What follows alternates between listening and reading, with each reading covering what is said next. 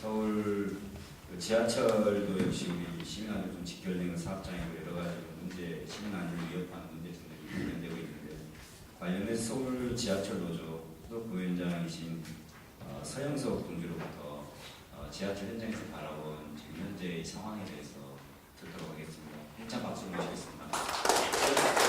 반갑습니다. 시간이 조금 길어지고 있는데요. 그래서 최대한 짧게 하겠습니다. 예, 감사합니다.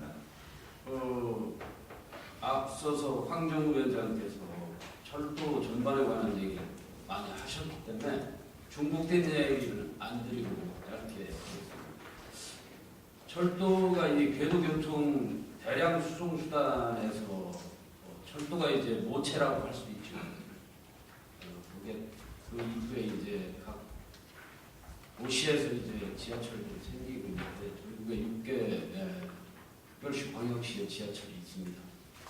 지하철이 이제 철도와 대동소이하지만 좀 더 문제점이라고 할 수 있는 건 혼잡도가 높다는 것이고 또 열차 종일도가 아주 높죠.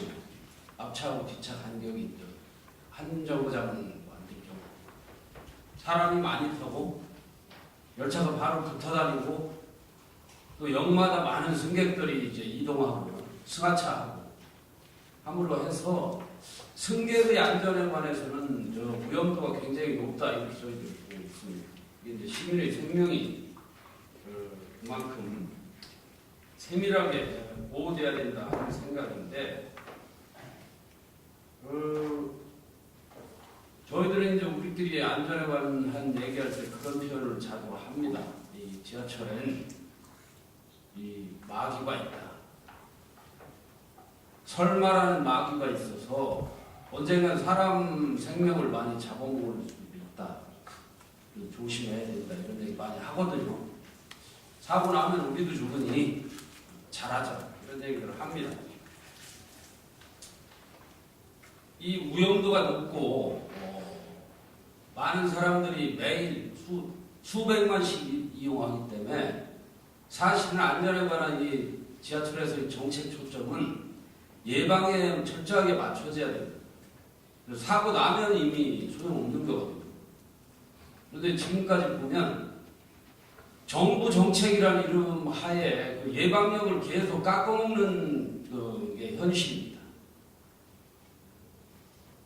아까 말씀하셨듯이 민영화든 구조조정이든 효율화, 비용 절감 이런 얘기로 계속 예방력을 깎아서 위험도를 높이는 게 정부의 정책입니다.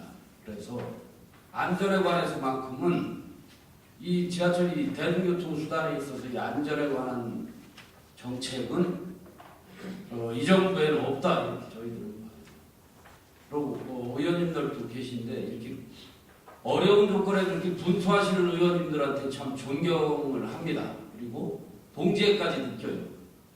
그런데 실제 기성 보수 정치파는 무슨 정당이라고 다르지 않습니다. 정권이야 얼마 전까지만 해도 다른 당이 대통령도 하고 했잖아요. 그때도 똑같았습니다. 그래서 이 안전에 관한 정책은 누구한테 책임을 묻고 누구는 목소리 높이고 할 자격들이 있는가 다 같이 자성을 해야 되지 않나 하는 생각이 듭니다. 이번에 세월호 사고 나면서 진짜 전 국민이 하여튼 비통해했죠. 저희들처럼 이제 이런 이 교통수단에 있는 노동자들은 분노합니다. 분노. 또 똑같은 얘기 또 하고 있다 이 생각을 하는 거예요. 많은 정치인들, 대통령조차 내려가서 위로하고 청와대에서 또 눈물까지 흘려가며 같이 비통한 것처럼 했지만 저희들은 믿지 않습니다. 저 사람들 명확하게 또 시간에 의존하고 있다 하는 생각하고 있어요.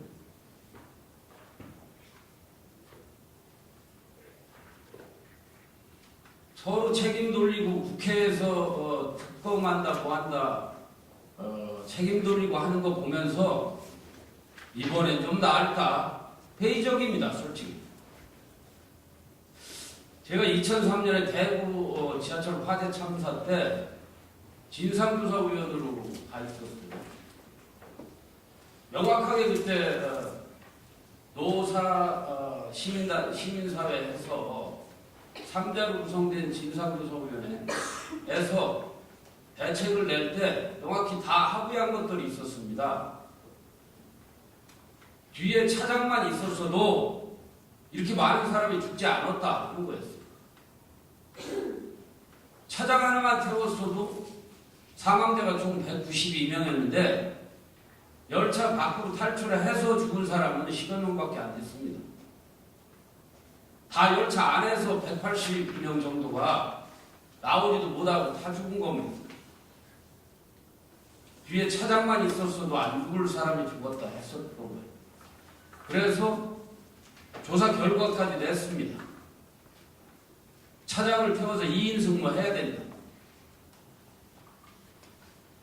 원래 방화가 저질러졌던 차에는 불행 중 다행으로 기관사 바로 뒷칸에서 방화가 저질러졌어요.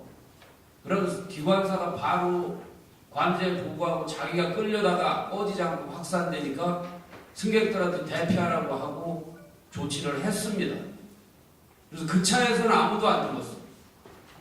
그런데 반대쪽에서 들어온 차는 그 분란 지점이 뒤쪽입니다.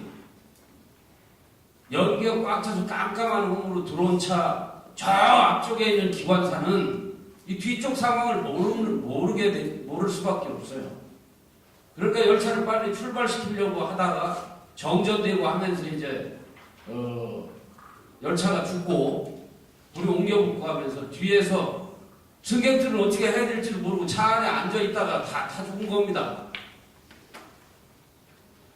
기관사는 이제 뭐 어떻게 돌아가는지도 모르고 깜깜한 연기 속에서 해보다 안 되니까 이제 자기도 나왔는데 죽지 않은 죄로 그 사람은 5년 징역 살고 지금도 우리 알고 있습니다. 아주 어렵게 지내고 있습니다.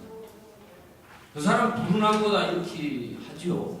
그런데 그 기관사 저 서울 지하철에도 같이 근무하다가 그리 간 사람이에요. 누가 거기 있었으면 더 잘할 수 있었을까? 우리 기관사들 중에 누구도 나는 저렇게 안 할 거야 하는 사람 없습니다. 진상조사 결과는 그걸 제안을 했었어요. 사람 한 명만 더 태우면 이런 재발되지 않아야 되지만 안전도를 높일 수 있다 얘기했는데 답변이 안전 중요하지만 정부 정책이 구조조정하라고 하는데 인력 절감, 효율성, 비용 절감 그것도 중요합니다. 설마 또 나겠어요? 그게 다 그렇습니다. 그리고 지금 그거보다 더 심해졌어요. 그 당시는 여기에 영무원이라도 한 반에 3명씩 그러니까 낮에 3명 정도 있었고 그 영무원들이 이제 구조하고 뭐 안내방송하고 했었어요. 그리고 지금은 표파는 업무도 다 없애고 승객들은 기계에 가서 자기가 표 사고 영무실에 2명, 1명 있습니다. 밤에는 무조건 1명이에요. 이 방향은 이제 무인 역사로 운행하겠다고 하고 있습니다. 대구지하철 앞으로 개통할 3호선은 지금 설계가 그렇게 되어 있습니다.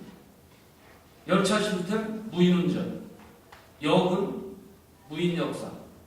그래서 승객들은 알아서 돈 내고 타라 이렇게 가고 있어요. 이게 지금 현재 정책입니다. 대구지하철은 그 많은 사람이 죽고 나서 그때도 지금처럼 충격적이었습니다. 기억나실 거예요. 다시는 이래서는 안 된다 해가며 그때 대통령 노무현 대통령이었습니다. 물론 화재 때는 당선자 신분이었고요. 우리 많은 기대들을 했어요. 그래도 과도와는 달리 이 정권에선 좀 더 제대로 조치를 하지 않을까 하고 노동조합도 많은 노력을 했습니다. 그런데 결과는 지금 아까 말씀드린 대로 같고요. 그게 이 국가 전체의 구조적 정책이라는 신자유주의적인 정책 방향에 거꾸로 갈 수 없기 때문에 그렇게밖에 못했다 이겁니다. 답은 이 사회 모든 게 다 돈벌이로 집중하고 있는 이런 속에서 잘한 놈이 누구고 못한 놈이 누구겠어요. 이 정책을 되돌리려는 노력을 하는 사람들 아닌다면 책임을 면할 수 없을 거다 이렇게 봅니다. 그 후일담이지만 그 다음에 이런 문제 때문에 대구지하철로 파업했습니다.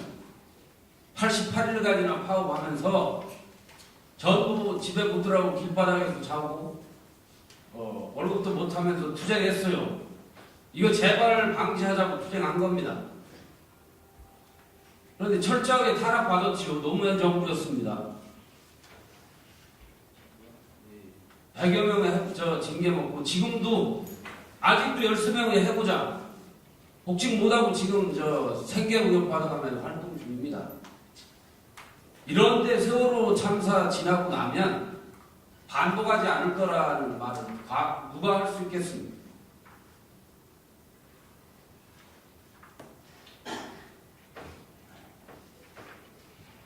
관련된 내용들은 여기 쭉 적은 걸 좀 참고를 하시고요. 어제 화재가 난 걸 뉴스를 보셨을 겁니다. 똑같았어요. 대구지하철처럼 신나로 뭔가 이 비관한 나이 드신 양반이 방어를 한 겁니다.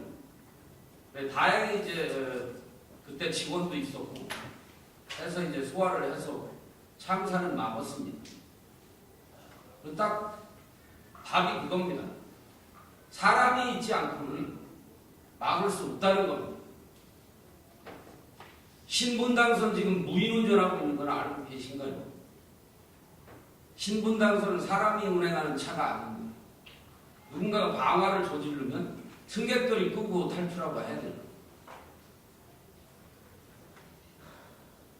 이게 현실입니다. 네, 이상입니다. 네, 감사합니다. 마지막에 참 대구지하철의 비극적인 참사의 교훈이 있음에도 불구하고 그거를 제대로 집행하지 못하고 있고 그걸로 인해서 여전히 지금도 시민 안전이 심각하게 위협하고 있다는 말씀을 해주셨습니다. 다시 한번 감사드립니다. 세 번째로